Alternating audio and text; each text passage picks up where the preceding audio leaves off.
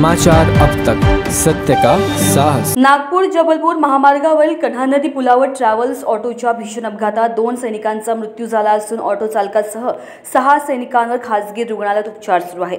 पोलिसांकडून मिळालेल्या माहितीनुसार guard regimental training centre Kamthi येथील 15 सैनिक रविवार सुट्टीचा दिवस असल्याने कन्हान बाजारात साहित्य खरेदी करण्याकरता गेले होते। साहित्य खरेदी करून सर्व सैनिक 2 ऑटोने परत कामठीला सैनिक प्रशिक्षण केंद्रात जाण्याकरिता निघाले होते।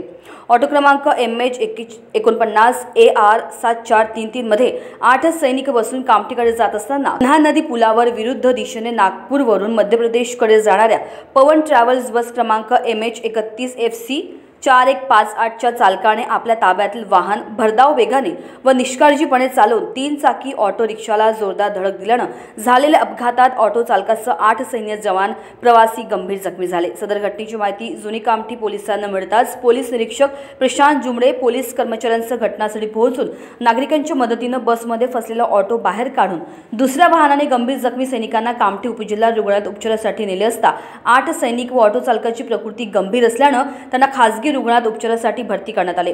उपचारादरम्यान विघ्नेश जी धीरज राय या 2 सैनिकांचा मृत्यू झाल्याने पोलिसांनी बस चालक मधुकर विठ्ठलराव काळे यास ताब्यात घेऊन त्याच्या विरुद्ध गुन्हा दाखल करून पुढील तपास पोलीस निरीक्षक प्रशांत जुमडे हे करीत आहेत। समाचार अब तक न्यूज साठी अजय मेहर कोळे, रामटेक।